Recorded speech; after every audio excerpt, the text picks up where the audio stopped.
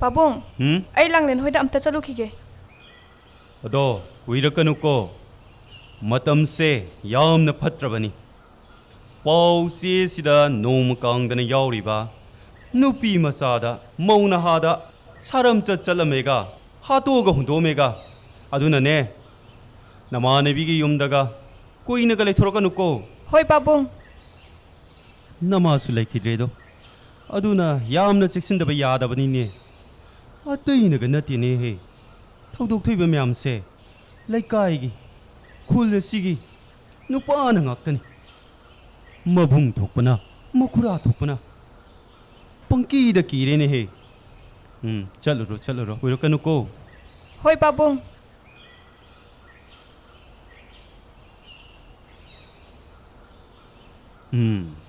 Ai patang ngaktang chalukige.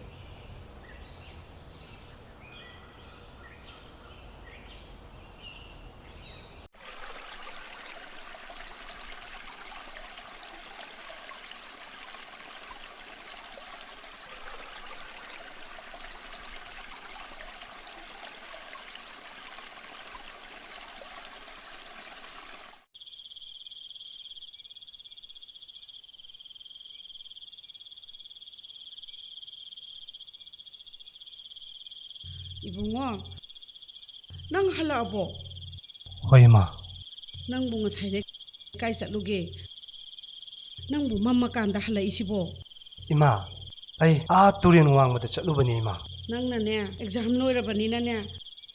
Thabak suraga ne sen khara tan seba. Thabak suba kaina. Imanaba kanaju sude. Imanaba singa noknani eba ima. Aidi laik tamkhini ko. Thabo oina tawni. Hayeng ne aina laik tamaga thabak tawrakanda ima nungai handoine. Asengbagini ima.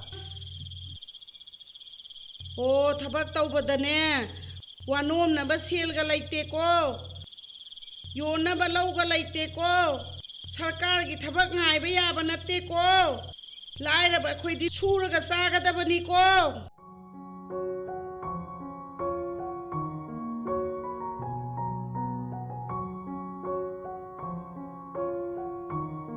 Hawbra hinjang cha? Hawi.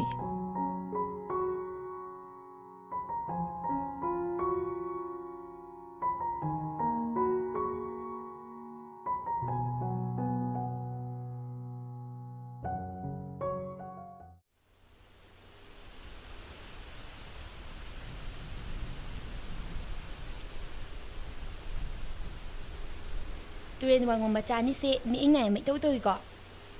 Kanada yengiba. Khara masak fazabasine nangonda aduga ne khara thibasine aingonda.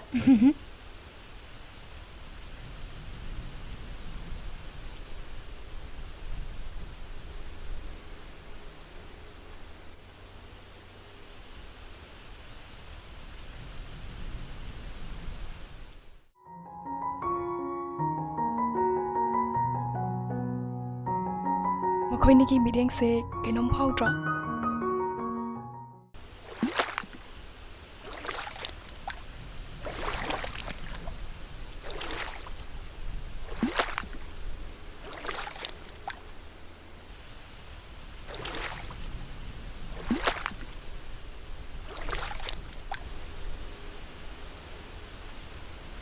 Haima, yoshil ini somda.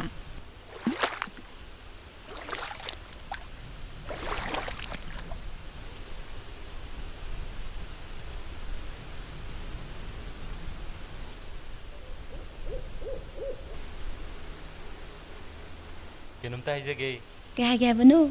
phone number amta pijaramge tawone sijina aigi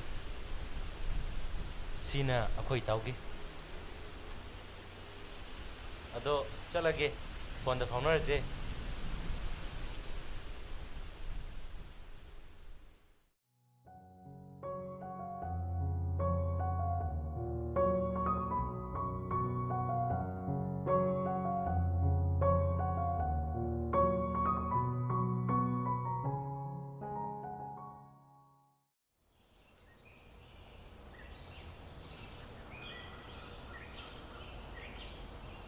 ꯀꯩ ꯏꯟꯖꯥꯡ ꯆꯥꯕꯤꯔꯛꯀꯦ? ꯑꯩꯒꯤꯗꯤ ꯀꯥꯡꯁꯣꯏ ꯆꯥꯔꯛꯑꯦ ꯑꯗꯣ ꯅꯪꯒꯤꯗꯤ ꯀꯩ ꯆꯥꯔꯛꯀꯦ?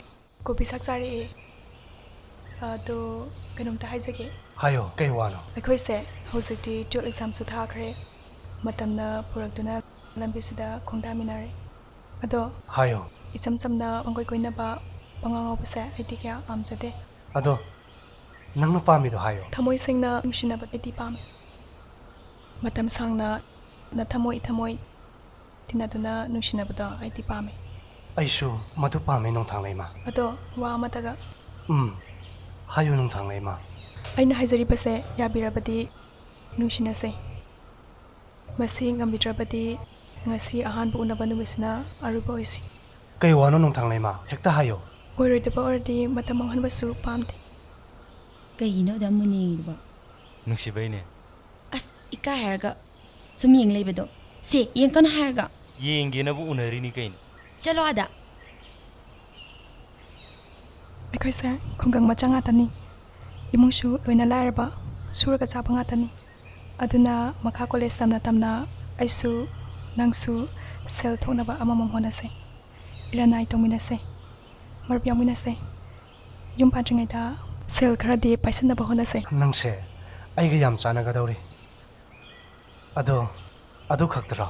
ꯂꯩꯁꯥꯕꯤꯁꯤꯡꯅ ꯏꯅꯥꯛ ꯈꯨꯟꯕ ꯅꯨꯄꯥ ꯈꯛ ꯀꯣꯏꯔꯒ ꯌꯨꯝ ꯄꯥꯜꯂꯒ ꯅꯨꯡꯉꯥꯏꯅꯤ ꯍꯥꯏꯅ ꯈꯜꯂꯤ ꯋꯥꯈꯜꯗ ꯑꯩꯗꯤ ꯌꯥꯅꯤꯡꯗꯦ ꯅꯨꯄꯤꯅꯁꯨ ꯅꯨꯄꯥꯕꯨ ꯅꯨꯡꯉꯥꯏꯍꯟꯕ ꯄꯥꯝꯃꯦ ꯉꯥꯎꯁꯤꯟꯅꯕꯁꯨ ꯄꯥꯝꯗꯦ ꯍꯩꯅ ꯇꯥꯟꯅꯕ ꯌꯥꯕ ꯄꯥꯝꯃꯦ ꯅꯤꯁꯥ ꯄꯨꯝꯅꯃꯛꯇꯒꯤ ꯂꯥꯞꯊꯣꯛꯄ ꯄꯥꯝꯃꯦ ꯍꯣꯏ ꯅꯨꯄꯥꯅꯤ ꯅꯣꯡ ꯐꯥꯗꯣꯛ ꯅꯃꯥꯟꯅꯕꯁꯤꯡꯒ ꯆꯥꯛ ꯆꯥꯃꯤꯟꯅꯕ ꯈꯤꯇꯪ ꯊꯛꯃꯤꯟ ꯆꯥꯃꯤꯟꯅꯕꯗꯤ ꯀꯩꯁꯨ ꯀꯥꯏꯗꯦ ꯃꯇꯥꯡ ꯃꯇꯝ ꯆꯥꯅ ꯑꯩ ꯄꯨꯔꯥꯗꯤ ꯊꯤꯡꯉꯣꯏ ꯑꯗꯨꯒ ꯊꯛ ꯆꯥ ꯍꯜꯂꯛꯂꯒ ꯅꯨꯄꯤꯗ ꯈꯠꯅꯕ ꯍꯧꯕ ꯐꯨꯕ ꯑꯣꯠ ꯅꯩꯕꯗꯤ ꯑꯩꯗꯤ ꯀꯌꯥ ꯄꯥꯝꯖꯗꯦ ꯑꯗꯣ ꯍꯧꯖꯤꯛ ꯐꯥꯎꯕꯗꯤ ꯑꯩ ꯅꯤꯁꯥ ꯑꯝꯇ ꯆꯥꯗꯦꯀꯣ ꯀ꯭ꯋꯥ ꯇꯂꯞ ꯑꯝꯇ ꯆꯥꯖꯗꯦ ꯍꯣꯏ ꯀꯔꯤꯃꯇ ꯁꯤꯖꯤꯟꯅꯕꯤꯒꯅꯣ ꯈꯟꯅꯔꯒ ꯇꯥꯟꯅꯔꯒ ꯍꯣꯠꯅꯃꯤꯟꯅꯔꯒ ꯌꯨꯝ ꯄꯥꯟꯃꯤꯟꯅꯕꯗꯣ ꯑꯩꯗꯤ ꯄꯥꯝꯃꯦ ꯅꯨꯄꯥꯗ ꯂꯣꯏ ꯏꯟꯊꯣꯛꯄ ꯅꯨꯄꯥ ꯈꯛꯅ ꯄꯨꯁꯤꯜꯂꯛꯄ ꯉꯥꯏꯕ ꯅꯨꯄꯥꯅ ꯊꯥꯛꯀꯗꯕꯅꯤ ꯍꯥꯏꯕ ꯋꯥꯈꯜꯗ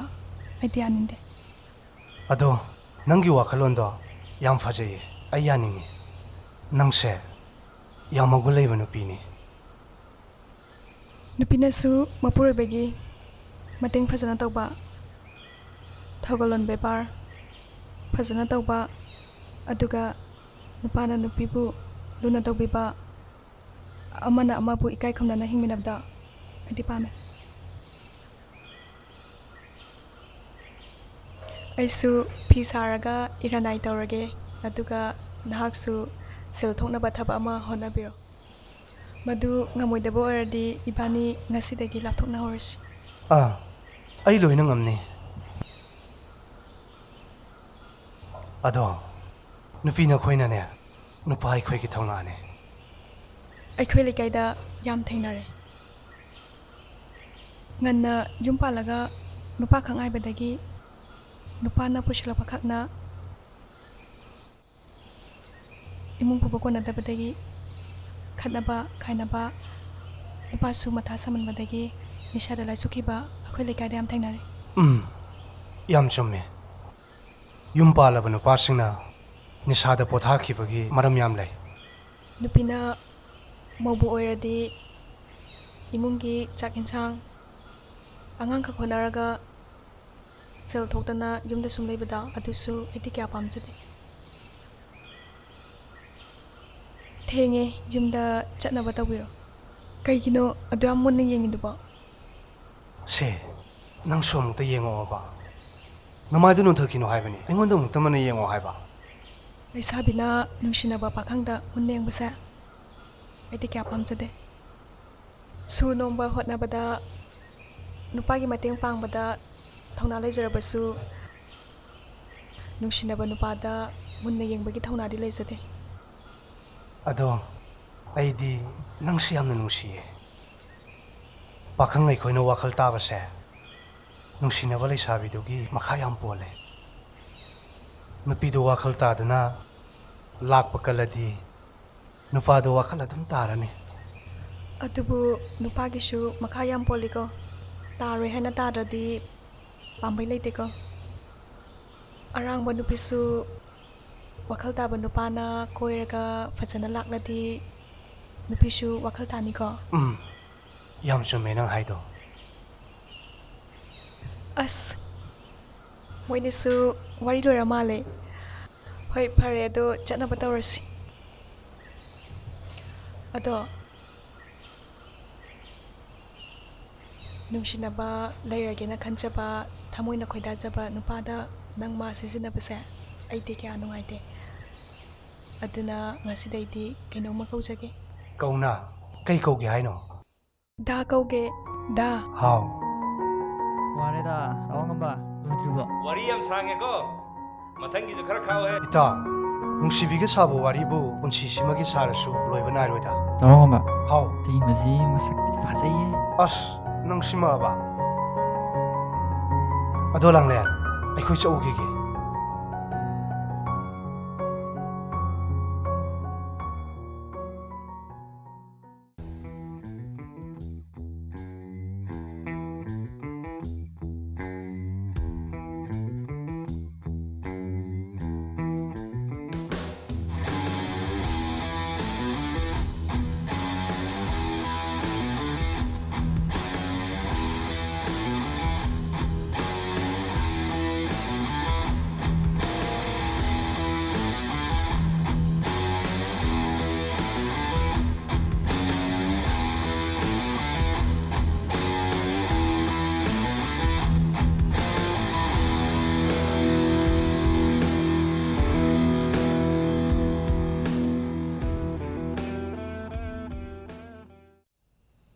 이베마 ꯅꯨꯡꯊꯥꯡ ꯂꯩꯃ ꯅꯁꯥꯒ ꯂꯣꯏꯅ ꯁꯣꯛꯇꯅ ꯂꯣꯏꯕ ꯇꯥꯔꯦꯅꯦ ꯃꯝꯂꯤꯉꯩꯗꯒꯤ ꯍꯧꯒꯠꯂꯒꯅꯤ ꯅꯪꯅ ꯁꯥꯔꯤꯕ ꯐꯤꯁꯦ ꯑꯗꯨꯅ ꯍꯣꯔꯦꯟ ꯑꯍꯤꯡꯐꯥꯎ ꯁꯥꯗꯧꯔꯤꯕ ꯄꯥꯕꯨꯡ ꯃꯔꯨꯞꯁꯨ ꯀꯨꯏꯗ꯭ꯔꯦ ꯑꯗꯨꯅ ꯐꯤꯁꯦ ꯀꯟꯅ ꯁꯥꯗꯕꯁꯨ ꯌꯥꯗꯕ ꯑꯣ ꯉꯥꯛ ꯄꯣꯊꯥꯎꯗꯅ ꯋꯥꯕꯅ ꯂꯣꯏꯔꯝꯃꯅꯤ ꯄꯥꯕꯨꯡ ꯋꯥꯗꯦꯗ ꯀꯩꯁꯨ ꯑꯣ ꯑꯗꯨꯗꯤꯅꯦ ꯅꯪ ꯉꯥꯏꯍꯥꯛ ꯁꯥꯍꯧꯔꯣ ꯏꯄꯥꯅꯦ ꯀꯣꯕꯤꯗꯣ ꯑꯃꯨꯛꯇ ꯊꯥꯔꯨꯒꯦ ꯀꯣ ꯁꯥꯍꯧꯔꯣ ꯁꯥꯍꯧꯔꯣ ꯍꯣꯏ ꯄꯥꯕꯨꯡ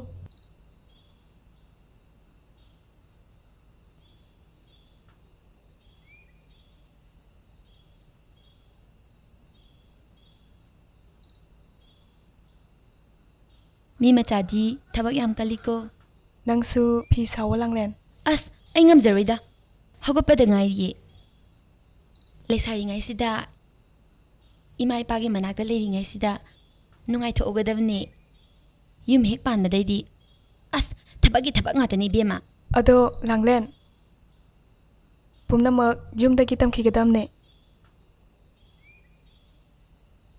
ꯍꯜꯂꯣ ꯇꯥꯏꯌꯦ ꯍꯥꯏꯌꯣ ꯑꯁ ꯍꯧꯒꯠꯄꯗ ꯉꯥꯏꯔꯤꯗ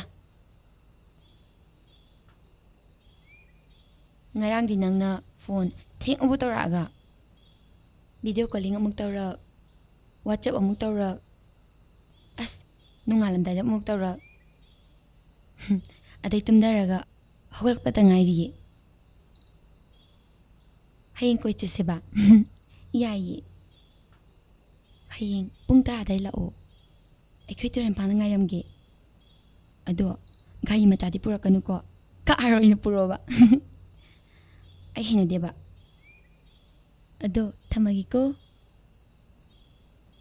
ꯂꯥꯡꯂꯦꯟ ꯅꯪ ꯇꯧꯔꯤꯁꯤ ꯀꯩꯅꯣ ꯅꯃꯤꯠ ꯑꯗꯨꯝ ꯌꯥꯝꯕ ꯑꯩ ꯌꯥꯝ ꯍꯩꯅꯗꯦꯀꯣ ꯍꯣꯏ ꯏꯕꯦꯝꯃ ꯅꯨꯄꯤ ꯑꯩꯈꯣꯏꯗꯤꯅꯦ ꯅꯨꯄꯥ ꯏꯅꯥꯛ ꯈꯨꯟꯕ ꯀꯣꯏꯔꯒ ꯅꯨꯡꯉꯥꯏꯕ ꯏꯃꯨꯡꯒꯤ ꯃꯧ ꯑꯣꯏꯔꯒ ꯅꯨꯡꯉꯥꯏꯅ ꯂꯩꯒꯗꯕꯅꯦ ꯑꯩꯈꯣꯏꯅ ꯅꯨꯄꯥꯕꯨ ꯅꯨꯡꯉꯥꯏꯍꯟꯕꯗꯤ ꯀꯩ ꯀꯥꯏꯒꯦ ꯅꯨꯄꯥ ꯈꯛꯀꯤ ꯃꯔꯜꯅ ꯅꯨꯡꯉꯥꯏꯅꯤ ꯍꯥꯏꯅ ꯂꯩꯕꯗꯣ ꯑꯩꯗꯤ ꯌꯥꯅꯤꯡꯗꯦ ꯑꯗꯨꯅꯅꯦ ꯅꯨꯄꯤ ꯑꯩꯈꯣꯏꯅ ꯇꯣꯟꯅ ꯂꯩꯔꯤꯁꯦ ꯄꯩꯁꯥ ꯊꯣꯛꯇꯕꯒꯤ ꯅꯨꯄꯥꯗꯒꯤ ꯅꯤꯔꯒ ꯆꯥꯕꯒꯤ ꯑꯁ ꯈꯪꯗꯦꯗ ꯑꯩꯗꯤ ꯁꯨ ꯅꯣꯝꯕꯁꯨ ꯉꯝꯖꯔꯣꯏ ꯑꯩꯗꯤ ꯏꯅꯥꯛ ꯈꯨꯟꯕ ꯅꯨꯄꯥ ꯊꯤꯅꯤ ꯑꯩꯈꯣꯏꯁꯨ ꯈꯨꯠ ꯄꯥꯜꯂꯤ ꯈꯣꯡ ꯄꯥꯜꯂꯤ ꯑꯩꯈꯣꯏꯁꯨ ꯁꯨꯒꯗꯕꯅꯦ ꯅꯨꯄꯥ ꯈꯛ ꯉꯥꯏꯒꯗꯕ ꯅꯠꯇꯤꯌꯦ ꯇꯤꯡ ꯉꯥꯛꯇꯅꯤ ꯅꯨꯡꯁꯤꯅꯕ ꯈꯨꯗꯤꯡꯁꯨ ꯊꯨꯡꯅꯅꯤ ꯍꯥꯏꯕ ꯂꯩꯇꯦ ꯂꯩꯁꯥꯔꯤꯉꯩꯗ ꯉꯥꯎꯍꯧꯗꯧꯅꯤ ꯍꯥꯏꯔꯛꯄ ꯅꯨꯄꯥ ꯈꯨꯗꯤꯡ ꯑꯩꯗꯤ ꯊꯝꯅꯤ ꯀꯣꯏ ꯆꯠꯃꯤꯟꯅꯅꯤ ꯑꯆꯥꯕ ꯃꯌꯥꯝ ꯆꯥꯊꯣꯛꯀꯅꯤ ꯃꯧ ꯑꯣꯏꯔꯒꯗꯤ ꯍꯟꯖꯤꯜꯂꯛꯀꯅꯣ इज्जत का असापोट का दी ओनर का नुकोना अतई लाइरी नंगदुमने अवांगंबदो तोंगनर इबेमा अस याम लाइरे हैबने ऐशुने मंगलेम बतोंगनरिसे याम लाइरे मनबेनी इबेमा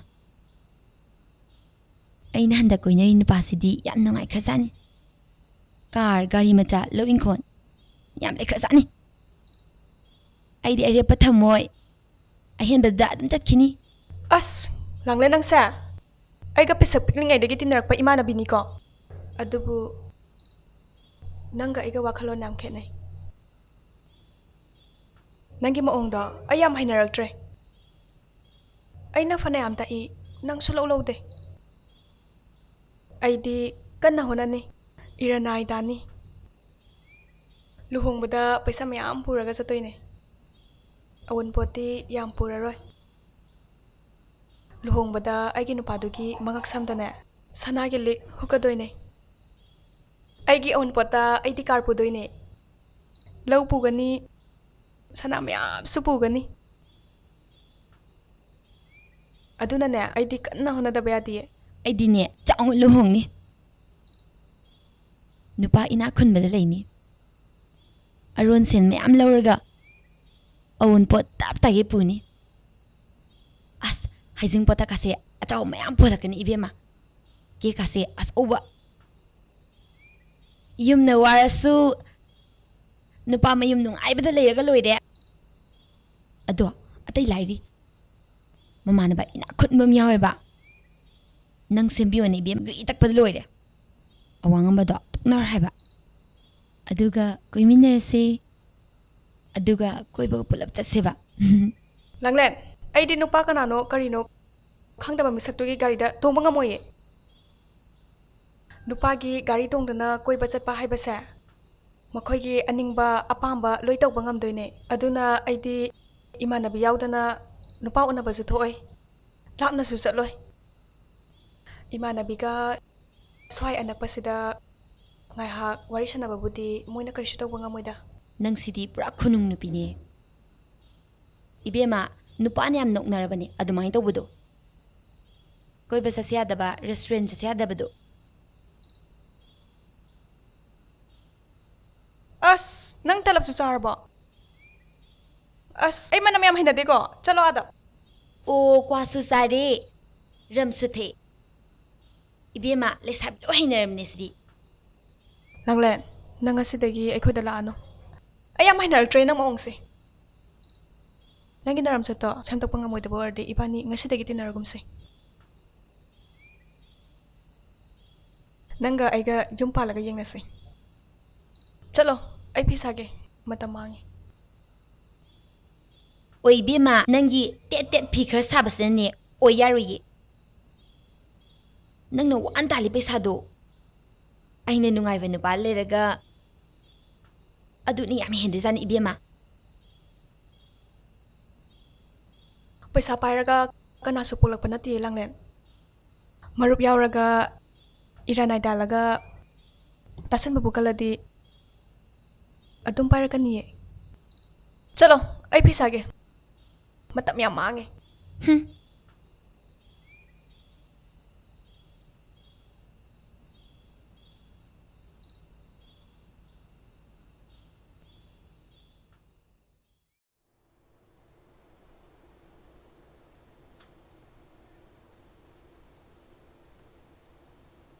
Tawmang lemba yam khanjulu da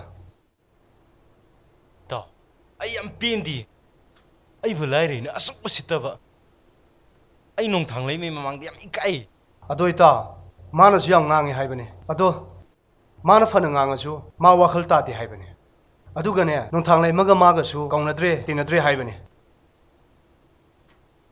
ita awangamba nupina pambadi nungaiba ina khunba thabak tawba car thawba nupa ngaktane moina pamise keraga nupa gi gari maningda nappaga koiba chatpa achapon mayam leibiba paisa jom jom satpa aduni moina pamise ita hoi chumi ta ado manglemba langlel do nupa ma khaktana te mana koidise dama yam kharjani da aduga ne moi le kai da su nupa mayam koiman bagi sang si da lore chani ta ꯑꯗꯣ ꯏꯇꯥꯎ ꯀꯩꯅꯣꯝꯇ ꯍꯥꯏꯒꯦ ꯍꯥꯎꯅꯦ ꯍꯥꯏꯌꯨꯅꯦ ꯅꯣꯡꯊꯥꯡꯗꯣ phone ꯑꯝꯇ ꯇꯧꯅꯦ ꯑꯩ ꯋꯥ ꯑꯝꯇ ꯍꯥꯏꯒꯦꯕ ꯑꯁ ꯍꯣꯏꯅꯦ ꯏꯇꯥꯎ ꯑꯗꯣ ꯅꯪꯅ ꯅꯨꯡꯊꯥꯡꯗ ꯐꯣꯟ ꯇꯧ ꯍꯥꯏꯗꯣ ꯑꯩ ꯇꯧꯕꯨꯗꯤ ꯇꯧꯒꯦ ꯑꯗꯣ ꯃꯇꯥꯡ ꯃꯇꯝ ꯆꯥꯗ꯭ꯔꯗꯤ ꯐꯣꯟ ꯇꯧꯕꯁꯦ ꯌꯥꯝ ꯁꯥꯎꯋꯦꯕ ꯏꯇꯥꯎ ꯃꯥꯅ ꯉꯝꯕꯒꯤ ꯋꯥꯁꯨ ꯅꯠꯇꯦ ꯏꯇꯥꯎ ꯑꯗꯨꯅꯦ ꯑꯩ ꯍꯥꯏꯁꯦ ꯃꯥꯗꯤ ꯐꯤ ꯁꯥꯕꯒꯤ ꯃꯇꯝ ꯀꯥꯏꯊꯣꯛꯄ ꯃꯇꯝ ꯃꯥꯡꯉꯦꯅ ꯆꯒꯠ ꯆꯒꯠ ꯐꯣꯟ ꯇꯧꯅꯕꯁꯨ ꯌꯥꯗꯦ ꯑꯗꯣ ꯅꯨꯃꯤꯗꯥꯡꯗꯒꯨꯝꯕ ꯇꯨꯝꯃꯝꯗꯥꯏꯗ ꯉꯥꯏꯍꯥꯛ ꯐꯣꯟ ꯇꯧꯅꯕꯅꯦ ꯑꯌꯨꯛ ꯉꯥꯏꯍꯥꯛꯇꯪꯒꯅꯦ ꯇꯧꯔꯤꯁꯦ ꯑꯗꯨ ꯑꯗꯥ ꯍꯪꯅꯕ ꯑꯗꯨ ꯈꯛꯇꯅꯤ ꯏꯇꯥꯎ ꯑꯗꯣ ꯑꯩ ꯏꯇꯥꯎ ꯅꯪꯒꯤꯗꯃꯛꯇ ꯈꯜꯂꯒ ꯑꯩ ꯇꯧꯒꯦ ꯑꯗꯣ ꯃꯥꯅ ꯄꯥꯏꯔꯛꯄ ꯄꯥꯏꯔꯛꯇꯕ ꯍꯥꯏꯕꯗꯨꯅ ꯇꯣꯉꯥꯟꯕ ꯑꯃꯅꯤ ꯇ꯭ꯔꯥꯏꯗꯤ ꯇꯧꯒꯦꯀꯣ ꯏꯇꯥꯎ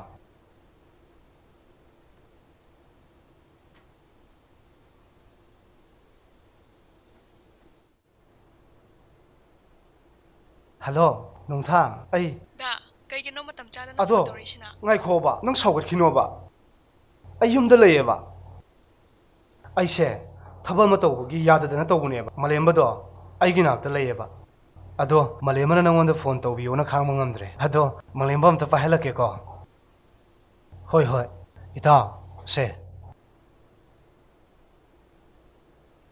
ꯍꯜꯂꯣ ꯅꯣꯡꯊꯥꯡ ꯂꯩꯃ ꯑꯩ ꯋꯥ ꯑꯝꯇ ꯍꯥꯏꯒꯦ ꯃꯪꯂꯦꯝꯕ ꯅꯪ ꯍꯥꯏꯗꯣꯏ ꯋꯥꯗꯣ ꯑꯩ ꯈꯪꯉꯦ ꯅꯪ ꯃꯥꯒꯤ ꯋꯥꯈꯜ ꯊꯥꯗꯣꯛꯑꯣ ꯀꯟꯅ ꯍꯣꯠꯅꯋꯣ ꯇꯨꯡꯒꯤ ꯄꯨꯟꯁꯤꯗ ꯑꯣꯏꯅ ꯌꯦꯡꯅꯋꯣ ꯑꯩꯒꯁꯨ ꯀꯧꯅꯗ꯭ꯔꯦ ꯑꯗꯣ ꯅꯨꯡꯁꯤꯅꯕꯗ ꯋꯥꯈꯜ ꯇꯥꯗꯕ ꯅꯨꯄꯥ ꯅꯨꯄꯤ ꯍꯥꯏꯁꯤꯗꯤ ꯂꯥꯞꯅ ꯍꯨꯟꯗꯣꯛꯈꯤꯒꯗꯕꯅꯤ ꯄꯣꯂꯣꯏ ꯐꯅꯕ ꯍꯣꯠꯅꯁꯤ ꯃꯪꯂꯦꯝꯕ ꯑꯗꯣ ꯑꯩ ꯊꯝꯃꯒꯦꯀꯣ ꯏꯇꯥꯎ ꯊꯝꯈ꯭ꯔꯦ ꯁꯦ ꯏꯇꯥꯎ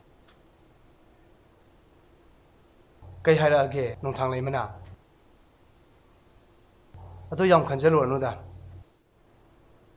ꯃꯪꯂꯦꯝꯕ ꯅꯪꯁꯨ ꯂꯥꯛꯑꯝꯃꯤꯔꯣ ꯍꯣꯏ ꯏꯃꯥ ꯑꯗꯨꯗꯤꯅꯦ ꯏꯃꯥ ꯇꯨꯔꯦꯟ ꯀꯨꯝꯃꯨꯈꯤꯒꯦ ꯅꯪ ꯂꯣꯏꯁꯜꯂꯣꯀꯣ ꯍꯣꯏ ꯍꯣꯏ ꯏꯃꯥ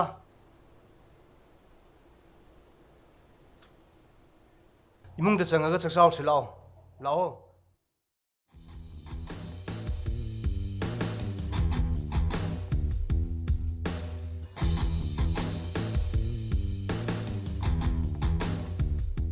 ꯍꯜꯂꯁꯦ ꯊꯦꯡꯉꯅꯤꯌꯦ ꯌꯥꯝ ꯊꯦꯡꯉꯕꯣ ꯌꯥꯗ ꯇꯧꯔꯤꯅꯤꯅꯦ ꯑꯩꯗꯤ ꯃꯊꯪ ꯃꯊꯪ ꯃꯌꯥꯝ ꯆꯠꯅꯤꯡꯉꯤ ꯀꯥꯟꯁꯤꯗ ꯆꯠꯂꯁꯤ ꯂꯥꯛꯑꯣ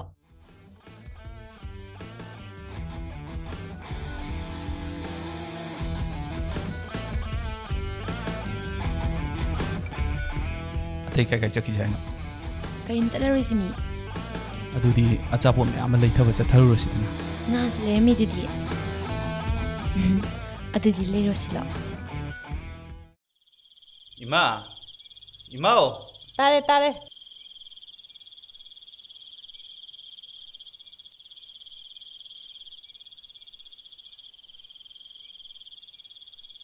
ꯍꯧꯖꯤꯛꯁꯦ ꯄꯨꯡ ꯀꯌꯥ ꯇꯥꯔꯒꯦ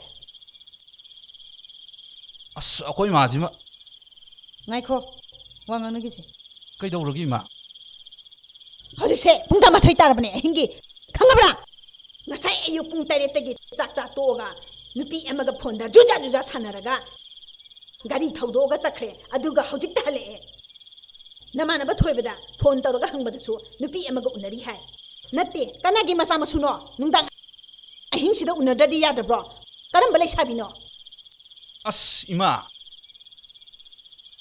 ꯑꯩ ꯄꯥꯝꯗꯦꯀꯣ ꯑꯗꯨꯒꯨꯝꯕ ꯅꯨꯄꯤꯗꯣ ꯂꯩꯁꯥꯕꯤ ꯑꯁꯦꯡꯕꯅꯦꯁꯨ ꯈꯪꯗꯕ ꯅꯨꯄꯥ ꯃꯌꯥꯝ ꯀꯣꯏꯅꯔꯒ ꯃꯊꯣꯡ ꯃꯔꯝ ꯈꯪꯗꯕ ꯑꯩꯒꯤ ꯏꯃꯨꯡꯒꯤ ꯗꯨꯛ ꯊꯥꯃꯩ ꯀꯠꯂꯝꯕꯁꯨ ꯄꯥꯝꯗꯦ ꯃꯈꯨꯠꯀ ꯆꯥꯖꯅꯤꯡꯗꯦ ꯑꯩ ꯁꯦꯜꯅ ꯃꯔꯣꯜ ꯑꯃ ꯂꯧꯔꯤꯕ 5,000-10,000 ꯄꯨꯔ ꯆꯠꯈ꯭ꯔꯒ ꯀꯔꯝꯕ ꯂꯩꯁꯥꯕꯤꯅꯣꯕ ꯆꯥꯊꯣꯛꯄ ꯅꯨꯄꯥꯗꯒꯤ ꯄꯥꯝꯖꯗꯦ ꯄꯥꯝꯖꯗꯦ ꯑꯃꯨꯕꯤꯁꯤꯗꯤ ꯆꯥꯎꯔꯦꯍꯦ ꯑꯃꯨꯕꯤꯁꯤꯗꯤ ꯆꯥꯎꯔꯕꯅꯦ ꯑꯗꯨꯒ ꯃꯆꯥ ꯑꯃꯁꯤꯗꯤ ꯄꯤꯛꯏꯕꯅꯦ 이붕어 이붕어 낭기네 낭기 마룹도 파호래봐 하 ꯑꯁꯦꯡꯕꯩꯔꯣ ꯏꯃꯥ ꯑꯗꯨꯗꯤ ꯌꯥꯝ ꯍꯔꯥꯎꯋꯦ ꯑꯗꯨꯅꯦ 이마수네 하라우만다나 라이네봐 ꯍꯩ ꯂꯥꯎꯅꯦ ꯍꯦ ꯑꯩ ꯃꯔꯨꯞ ꯐꯥꯎꯔꯦꯅꯦ ꯍꯦ 이마네 하라우바다 로이래봐 ꯑꯗꯨꯗꯤ ꯗꯥꯋꯥꯉꯝꯕ ꯅꯣꯏꯅ ꯍꯤꯟꯖꯥꯡ ꯑꯍꯧꯕ ꯑꯃ ꯂꯩꯔꯦꯅꯦ ꯍꯣꯏꯅꯦ ꯁꯣꯏꯗ꯭ꯔꯕꯅꯤꯅꯦ ꯑꯗꯨꯕꯨꯗꯤ ꯑꯗꯣ ꯏꯃꯥ ꯑꯥ ꯇꯨꯔꯦꯟ ꯋꯥꯡꯃꯗ ꯆꯧꯈꯤꯒꯦꯀꯣ ꯍꯣꯏ ꯍꯣꯏ ꯆꯧꯈꯤꯒꯦꯕꯀꯣ ꯏꯃꯥ ꯊꯨꯅ ꯂꯥꯛꯑꯣ ꯂꯥꯛꯑꯣꯀꯣ ꯇꯨꯔꯦꯟ ꯋꯥꯡꯃꯗ ꯆꯧꯁꯤ ꯂꯥꯛꯑꯣ ꯂꯥꯛꯑꯣ थुना ꯑꯩ ꯆꯠꯂꯦꯀꯣ लाओ ꯏꯃꯥ थुना लाओ 이चागिनी 쪼쪼쪼쪼쪼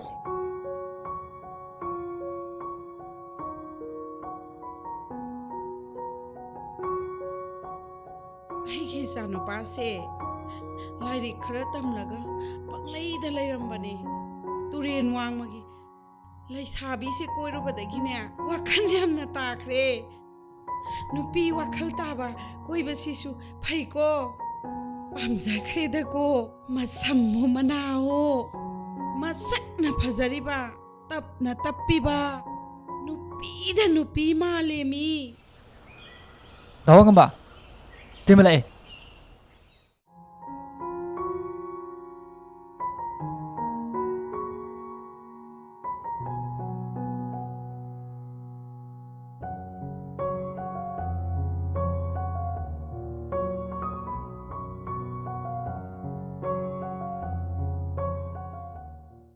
Da, kayginong laise, matamang na ba? Asst, maram leibagini kaidorage bema. Fi sabade bema nang shirani he. Is. Da, nupaw na ba da matamahan ba sa? Ay di kaya pamte. Ado, kay no haro, ay kuy bayaroy ba? Hilo shandoy ne ba, hayeng luhong balay ba? Aigi marup to. Paure ba. Adugi nungay ba paukse tamge na laini. As, ado di am nungay mawane. Da, seldo kay decision na kalino. Yen boyla loy gen tawni. Ado, yengon su sage na tawba. Ado, muhari na sel do pirakpaga ne. Nongon da dum thin bala age. Nang khar thamjalu ko. As, na dum thamjin jawo. Naisari ngay da nupadagi sel loba sa. Ay di pamte ba? Ay gisu lak amata ba da, matang tada pangdoy ne. Ado di am nungay ba pauni na. Ado, ay gidi sendo ina thado age. Oh. Tha amada lising mari ne mathoy. Aduna amu maru yaksalage. Adudi nangi plan sidi yam fajaba plan ne. Maru yaksaladi sendo matang matang la ani. Chakot kiba kemta khangol roi ne.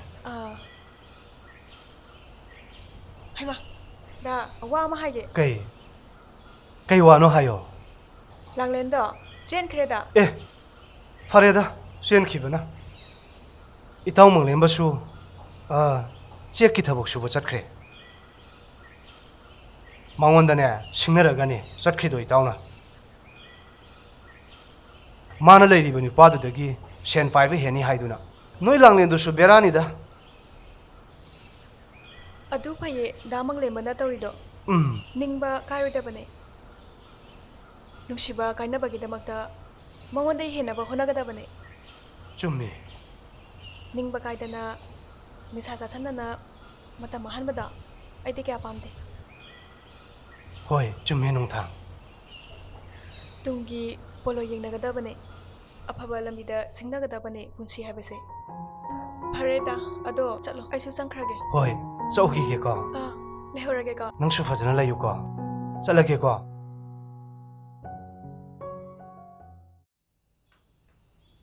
Ma, sel ko mai tok jai no.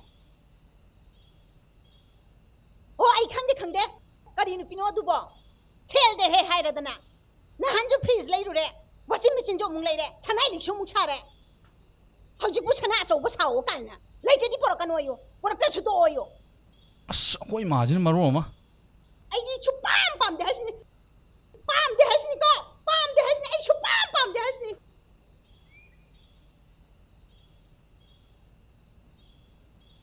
Hello, Langlen. Hayingdi soibiyari ko. As imana sel laite haida.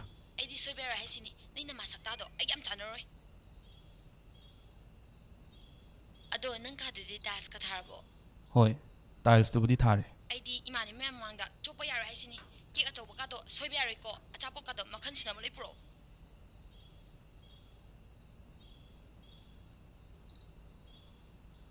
As ai khangdre da. Somdane imana maro ma. Thamme.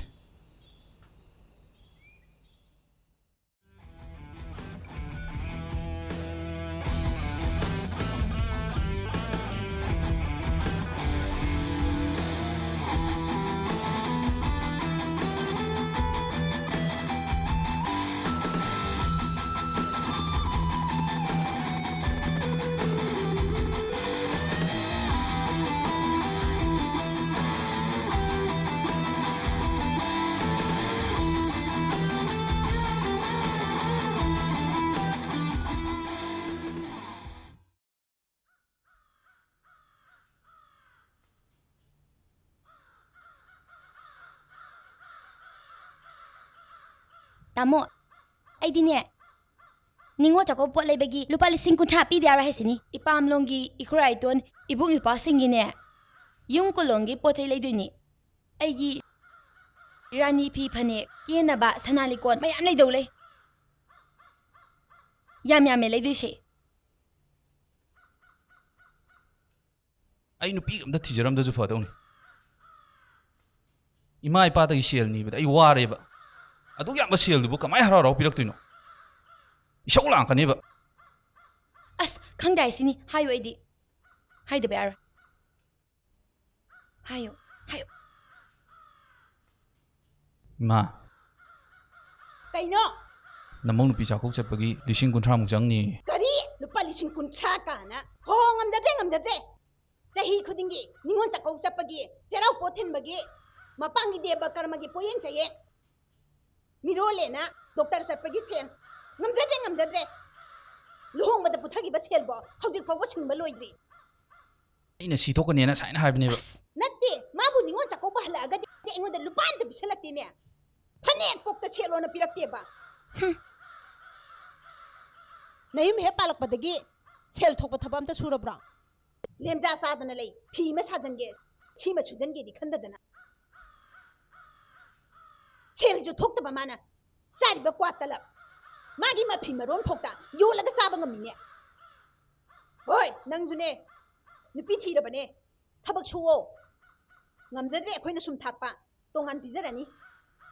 Kari thuen tong je saino sakta jingjiga. As ima, ay tongan chaba ngam khiroi ko. Ima na sum takpi ko. Ay nupi ga isaga thakpa ngam khiroi asini.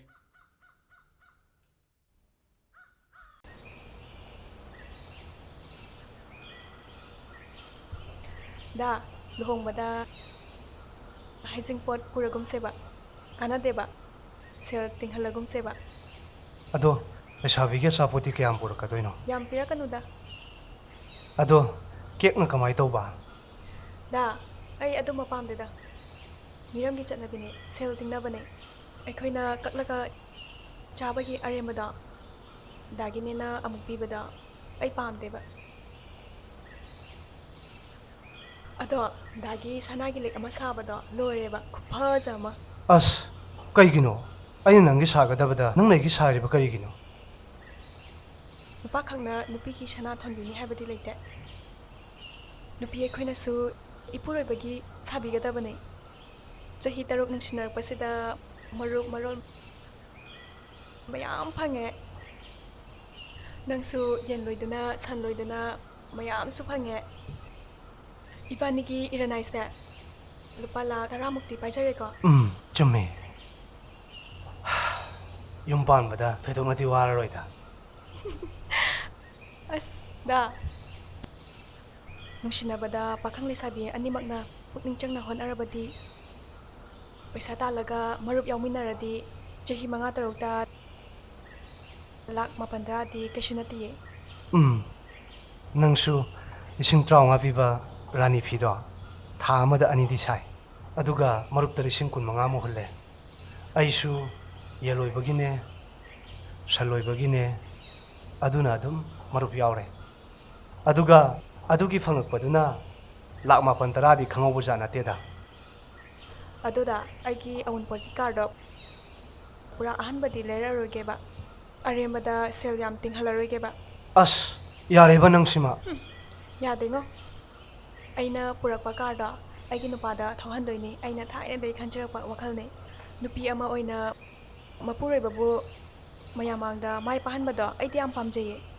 aisu Mapuroiba ama oina nang buluna tawni khufangna se tharoye aina ngamjaba makhaidi nangbu kin to walhaloye adugane isolangaba lam hekelaba miu sitraba nachin kalaba ima baba gi seba phajana tawdraba adum nang namma ire khutuna sugadami nang This aibu aduguma nupi manbra maram jaradi warakpa kaidena maram chadana nisa chasin thakchulaga otnai bada pamdabai wane ado aigi lokhai ama lebada adu support toine as ibani umina doine nang sidi yam pora kadorena ꯑꯩ ꯀꯥꯏꯔꯛꯀꯗꯧꯔꯦ ꯁꯦꯜ ꯊꯣꯛꯄ ꯉꯥꯛꯇꯅꯦ ꯑꯩꯅ ꯄꯨꯔꯛꯇꯣꯏꯁꯦ ꯀꯥꯟꯅꯗꯕꯗ ꯐꯤꯔꯣꯜ ꯀꯣꯜꯂꯤꯛ ꯄꯪꯂꯩ ꯂꯩꯗꯨꯅ ꯁꯦꯜ ꯇꯤꯡꯍꯟꯕꯗꯣ ꯑꯩꯗꯤ ꯄꯥꯝꯗꯤꯌꯦ ꯑꯁ ꯑꯩꯁꯦ ꯀꯌꯥꯗ ꯂꯥꯏꯕꯛ ꯐꯈ꯭ꯔꯕꯅꯣ ꯈ꯭ꯋꯥꯏꯗꯒꯤ ꯋꯥꯈꯜ ꯇꯥꯕ ꯂꯩꯁꯥꯕꯤ ꯑꯃ ꯀꯣꯏꯅꯕ ꯐꯪꯕꯁꯦ ꯉꯁꯤꯒꯤ ꯑꯀꯦ ꯑꯃꯧ ꯐꯦꯁꯟ ꯂꯛꯖꯔꯤꯁꯤꯗ ꯑꯍꯦꯟꯕ ꯇꯥꯟꯅꯕꯗ ꯅꯨꯄꯥ ꯏꯅꯥ ꯈꯨꯟꯕ ꯒꯥꯔꯤ ꯊꯧꯕ ꯑꯍꯦꯟꯕ ꯄꯥꯝꯅꯔꯕ ꯃꯇꯝꯁꯤꯗ ꯒꯥꯔꯤ ꯊꯧꯗꯕ ꯂꯥꯏꯔꯕ ꯅꯣꯡꯃꯒꯤ ꯁꯨꯔꯒ ꯆꯥꯕ ꯑꯩꯈꯣꯏꯕꯨ ꯄꯥꯝꯕꯤꯗ꯭ꯔꯕ ꯃꯇꯝꯁꯤꯗ ꯅꯪꯅ ꯑꯩꯕꯨ ꯀꯌꯥꯗ ꯅꯨꯡꯁꯤꯕꯤꯔꯤꯕ ꯑꯩꯁꯦ ꯏꯔꯅꯥꯏ ꯇꯧꯕꯒꯤ ꯋꯥꯈꯜ ꯑꯝꯇ ꯂꯩꯔꯝꯕ ꯅꯠꯇꯦ ꯑꯗꯨꯕꯨ ꯉꯁꯤꯗꯤ ꯅꯪ ꯑꯃ ꯊꯦꯡꯅꯔꯨꯕꯗꯒꯤ ꯏꯔꯅꯥꯏ ꯇꯧꯅꯤꯡꯕꯒꯤ ꯋꯥꯈꯜꯁꯨ ꯂꯩ ꯅꯪꯅ ꯂꯣꯏꯅ ꯄꯣꯛꯍꯟꯈꯤꯕ ꯉꯥꯛꯇꯅꯤ ꯑꯁ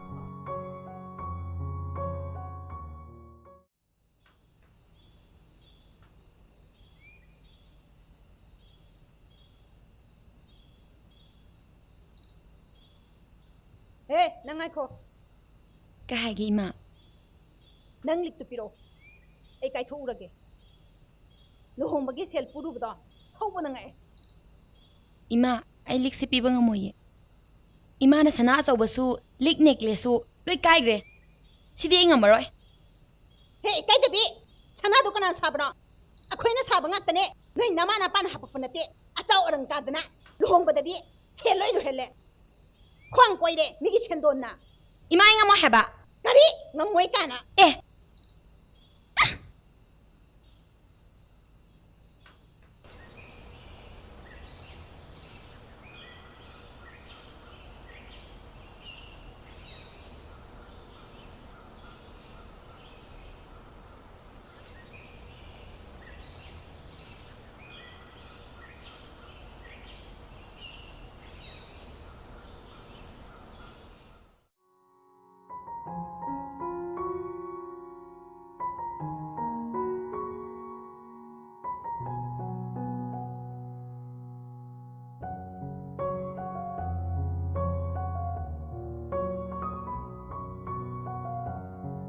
ꯑꯩꯒꯤ ꯏꯃꯧꯁꯤꯗꯤꯅꯦ ꯁꯅꯥꯗ ꯁꯅꯥꯅꯦ ꯂꯥꯏꯕꯛ ꯐꯩꯗ ꯑꯩꯁꯦ ꯁꯤꯒꯨꯝꯕ ꯏꯃꯧ ꯐꯪꯖꯕꯁꯦ ꯏꯃꯨꯡꯁꯦ ꯄꯨꯡꯂꯪ ꯍꯦꯛꯂꯪꯉꯦ ꯃꯥ ꯍꯦꯛ ꯂꯥꯛꯄꯗꯒꯤ ꯋꯥꯅ ꯂꯩꯖꯔꯝꯕ ꯏꯃꯥ ꯏꯆꯥꯁꯦ ꯀꯌꯥꯗ ꯅꯨꯡꯉꯥꯏꯔꯕꯅꯣ ꯏꯆꯥ ꯅꯨꯄꯥꯕꯨꯁꯨ ꯃꯥꯅ ꯁꯨꯍꯟ ꯅꯣꯝꯍꯟꯗꯅ ꯃꯔꯅꯥꯏ ꯇꯧꯍꯜꯂꯦ ꯐꯖꯅꯁꯨ ꯋꯥꯈꯜ ꯇꯥꯍꯜꯂꯦ ꯃꯧ ꯑꯃ ꯆꯪꯉꯛꯄꯗ ꯏꯃꯨꯡ ꯀꯥꯏꯕ ꯃꯧ ꯑꯃ ꯆꯪꯉꯛꯄꯗ ꯁꯔꯒ ꯀꯥꯕ ꯍꯥꯏꯕꯗꯨꯅꯦ ꯁꯤꯗꯕꯨ ꯃꯉꯣꯟꯗ ꯑꯩꯅ ꯀꯔꯤꯃꯨꯛ ꯉꯥꯡꯅꯤꯡꯉꯥꯏ ꯂꯩꯔꯤꯒꯦ ꯀꯔꯤꯝꯇ ꯍꯦꯛ ꯉꯥꯡꯅꯤꯡꯉꯥꯏ ꯂꯩꯇꯦꯕ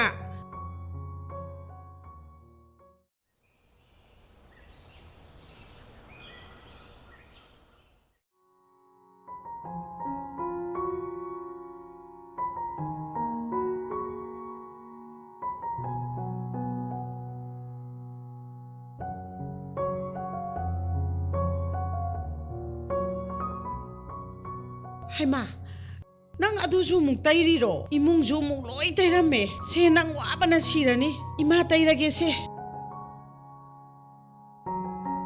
ꯌꯥꯅꯤꯌꯦ ꯏꯃꯥ ꯑꯩ ꯑꯗꯨꯝ ꯇꯩꯔꯒꯦꯕ ꯑꯩ ꯋꯥꯗꯦꯕ ꯏꯃꯥ ꯁꯦ ꯁꯦ ꯁꯦ ꯌꯥꯅꯤꯕ ꯅꯈꯨꯠ ꯑꯩ ꯑꯗꯨꯝ ꯇꯩꯔꯒꯦꯕ ꯍꯥꯝꯗꯣꯛꯆꯔꯨꯔꯣꯁꯦ ꯁꯦ ꯏꯃꯥ ꯌꯥꯏꯌꯦꯕ ꯇꯩꯔꯒꯦꯁꯦ ꯏꯃꯥ ꯇꯩꯔꯒꯦꯁꯦ ꯅꯨꯔꯥꯒꯁꯦ ꯃꯨꯟꯅꯗꯅ ꯇꯧꯔꯤꯁꯤ ꯌꯦꯡꯉꯨꯅꯦ ꯃꯤꯒꯤꯅꯅꯦ ꯊꯕꯛ ꯁꯨꯃꯟꯗꯗꯅꯅꯦ ꯃꯅꯦꯝꯅ ꯉꯥꯡꯕꯗ ꯂꯣꯏꯌꯦ ꯑꯩꯈꯣꯏꯒꯤꯅꯅꯦ ꯊꯕꯛ ꯁꯨꯃꯟꯗꯅꯅꯦ ꯏꯃꯧ ꯁꯦꯟꯅꯕꯗꯅꯦ ꯑꯩꯁꯦ ꯋꯥꯔꯦ ꯇꯧꯔꯤꯁꯦ ꯑꯁ ꯑꯩꯒꯤ ꯏꯃꯧꯁꯦ ꯐꯕꯅ ꯐꯕꯅ ꯑꯋꯥ ꯅꯨꯡꯉꯥꯏ ꯑꯃꯠꯇ ꯍꯦꯛ ꯂꯩꯇꯦꯍꯦ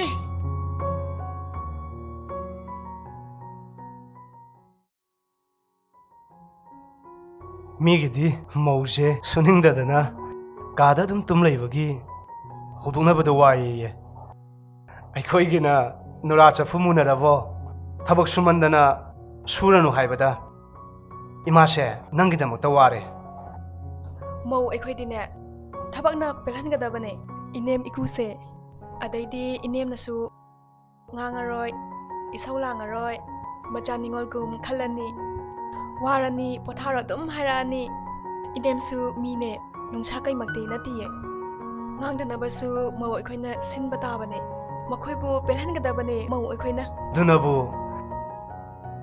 ꯁꯅꯥꯅꯦ ꯍꯥꯏꯔꯤꯕꯅꯤꯅꯦ ꯑꯩꯒꯤ ꯅꯨꯄꯤꯗꯤ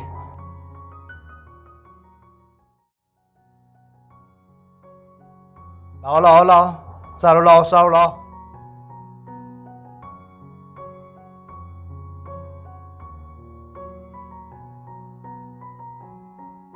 nung thang Leima ai khoi gok siam chawradra Yam chawre. ok amada lupa lising ni funi futi silani natra Hoi. ai khoi su oxida wakhala madi leini natra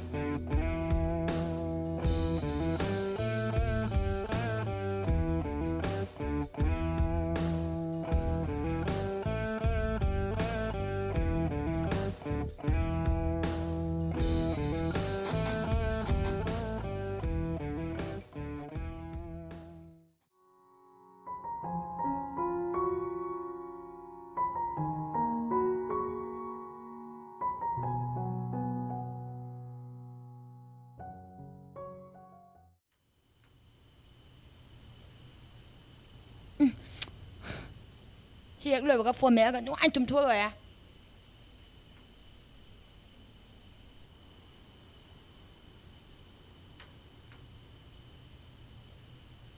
tao riêng sắp tới rồi nâng chắc thiệt cô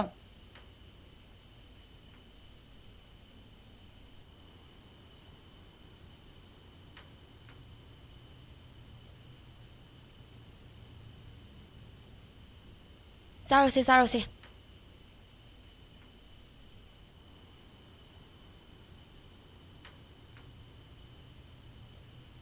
nang na hana cha thoga ai gi na ku na thiri ba kari du pino nang sibo pada yang ngang lo de nang sibo kari nu pano mi na sorry ba no mi ba sen pusala iba ai khoi na thak ba cha ba nungai nui ta phawa hey nang ai ji warak piro ne cha ka jem da cha roi da le sai ngai de di yam nung sina lun to bi ki dai ne ai sibo yam pam ja ki dai ne ai nai ba de ya ki dai ne ai di adumaina sumlun to bi ne na nang wonda lek pa ne aduga laura kandana handa phawing bi ki de nupi noi na pambadi nupa na luna to ba nungai ba kang ne madu da chiel jang e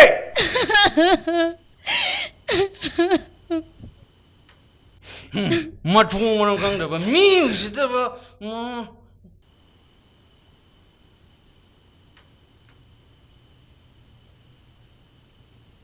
isingduga poro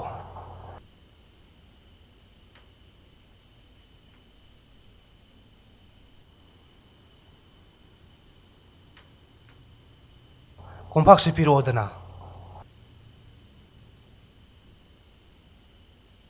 nang susa thok na tawro dana Da hana chabiro da chabalo raga ai charage da cha tringai ai nomata chakhiba yawbra ne hoine adu susumine adudi ai cha thoge ne ha chathokpiro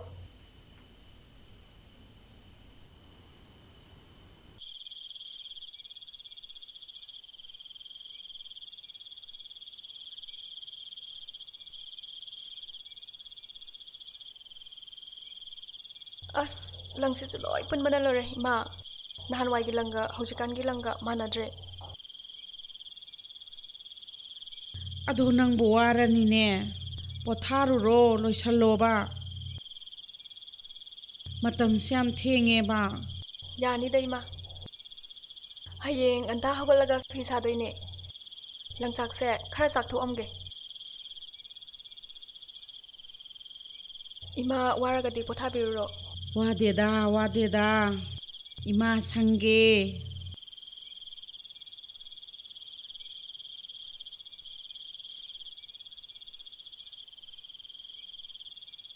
ꯀꯩꯗꯧꯔꯒꯦ ꯃꯣ ꯅꯈꯨꯠꯇ ꯊꯤꯡꯖꯤꯜꯂꯛꯏꯗꯨꯅ ꯑꯩ ꯍꯝꯕꯤꯔꯒꯦ ꯗꯥꯒꯤ ꯈꯣꯡꯁꯦ ꯂꯣꯏꯔꯦ ꯏꯕꯦꯝꯃ ꯅꯪ ꯁꯤꯁꯨꯕ ꯑꯩ ꯑꯗꯨꯝ ꯍꯝꯖꯔꯒꯦ ꯀꯩꯗꯧꯔꯒꯦ ꯁꯦ ꯑꯩ ꯍꯝꯕꯤꯔꯒꯦ ꯕꯁꯦ ꯑꯩ ꯁꯤ ꯍꯝꯕꯤꯔꯒꯦ ꯕꯥ ꯁꯤ ꯍꯥꯏꯕꯅꯤ ꯁꯦꯕ ꯑꯩ ꯑꯗꯨꯝ ꯍꯝꯖꯔꯒꯦ ꯍꯥꯏꯕꯅꯤ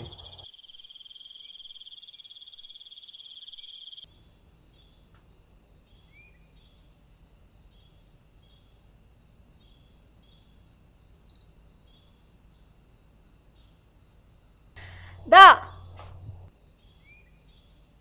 ꯅꯪ ꯀꯩꯊꯦꯜ ꯆꯧ ꯍꯜꯂꯛꯑꯕꯣ ꯍꯜꯂꯛꯑꯦꯗ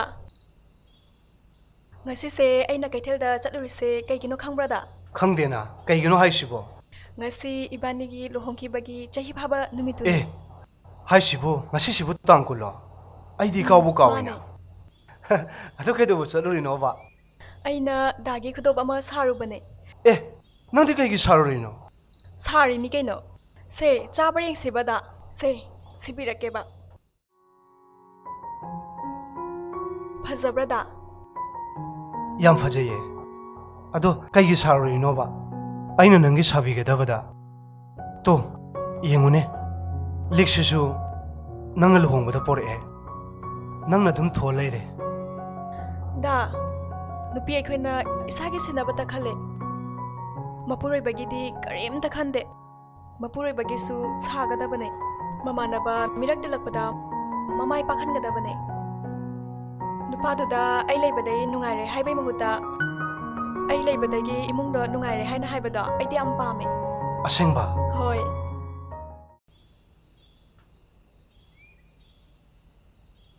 ए कनाउने लाइसिबो ए मंगलेमा नत्रने असि होइने हे मानिने हे मलेमनि कुमदर आइजे इस मादी कारगलेरा मिजानिना मा सेन याम तान बकले हाइबने अदुनने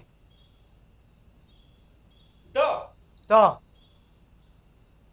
कमाई तौरिगे नुंगाइरि हाइबा तारेदना नंदी गाड़ी गा थौदना ड्राइवर गा थमख्र मालेने याम नुंगाइरेने कैदोंमै थोलके ताव नंबो ngarang thule itaw O yam नुंगाइरेने अदुदि ado itaw noibani warina laikai je pura nille he ए कै वाइनो हाइसिबो kaino nupi phabai wari ni ni itaw अस खै दाउ जि जोबा अस इताव नंग गाइसे याम ति फजे आई नोंतंनि तुंगेदना e tongu kaino itaw ado itaw अदो कैदौरबा aina sakhiba wasakto thungdri makhai ai tholoi haidana ai tholaktabane nabani gi lohongba yaudena saunu ko itaw साउदे दैता ado ai nabani da wam ta haigena lakane कैनो हाइरो इता aisu nongthang leimana thona hapiduna wakhal ta handuna kanna honaba ngamgibane nungsi jabina ahenba pamduna mirai birambadagi ikai bunang horaba ningba kaiduna ngokchatna gadaba aise hona hanki marup yahonki nabanina hojikti aigi marup singdo iranai chapchana paire aduna nongthang laisabi wakhal tabi nangumbi nupa amataga koina dribi taru ribi taseng libi nupi amta sembiyo सेमगे कइनो मंगलेम्बा इताव की वहाई सिदी याइने है ado itaw how itaw gi nupi jidi sanane होय ngasi itawn हाइबा सुमाइना अखोइ माना सु हाय आइना सु हाय इतावना सु हाय होय माने आइगी नुपी से सनाने हाइबा तारे दने इताव mani itaw laisabi mau puna makna laikai sida nongthang leimagi matau tamjau hainare माने इताव अदो इताव सेन तान बा हाइबा सिदी युम पानद्रिङैदा हाना तानगदबने इताव mani itaw युम पालकान्ददी युम पानबगी सेन चंगकनी अदुदगिदी अनांग अमु यावसलकनी अदुदगिदी तानबगा चटपगा अदुम लेरनी ता माने इताव इरानाई खरा लेरगा युम पानगदबने लुहोंबदा अखोई पैसा पुथा लोइदबने लुहोंबगी पैसा हाना तानगदबने इमा इपा अवाबा मचा अखोइदी मलयाम नुपी खक्तंग ngairudabani thabak suba matamda चुमे इताव nupa akhoi su yaringai mating pangbigedabani thabak suba matamda nupi nupa na khaibase aidi suya yaningde Dhamang lemba nupa khak ngairudabade nupi khoisu Mapuroibageedamak honagadabane ado ita akhoi bani se matam kuina su unadrabani na ngasidi sakcharaga halu cha khromang lemba अदो नोंथां lemma हानगी अइने कोइरंब नुपी लांगलेंदो अदुदगी अइ चांग तारोइको masi nupa sidi aidi atai atai gi orobai ningure aidi pakhaduredana ado ita akhoi mamangi puki dagi nga do farga sami Yari lao, chachi lao. chasi lao ita lao ita दा लोजिबन है थुलोने पुंग आयो Renee नंबो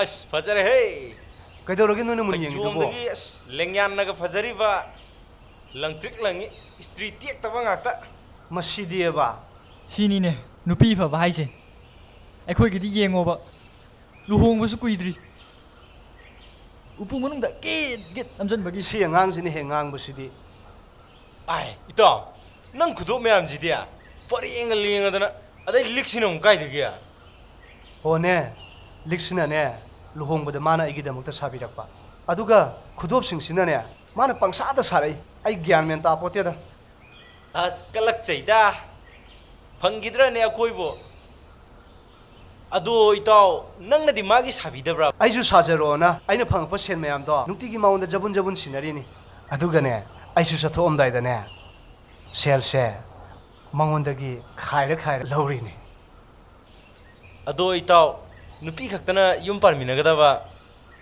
नुपा थिगदबा नते नुपा अखोइसु नुपीदो थिगदबने chummi ta अदुबुदी अहलसिंगी पाउदा हई हेक्पा हईरगा खुनबा हईचदी कानादि हाइदुनी chummi chummi manglem ai su taye noi nga sai de sanariba wari singdo Mapuroiba singbu mai pahan bai base nupi ai khoigidi ithone khainaba khanabagi maithiba puraga ipamda haloidabane yum panina laklagadi pangadabane ngamnaba ahanba yumbal sina aroibo hengadabane nupa khak ngaraga legadaba nate nupisu Mapuroibageedamak honagadabane nupa se thouda thouyaba sel pambi yai pambi natiye अस चुमग्रेदा हई खुनबा हईबा नुपी अमता थियोगी गे अदो नोगी oven गारी जे अमता तोंगा चखाइरु जिदना masi sine he ngang busima hoi tonga lore ke dorogi hoi hoi thomo kadai nangi aun gari gi sodudi sida leisare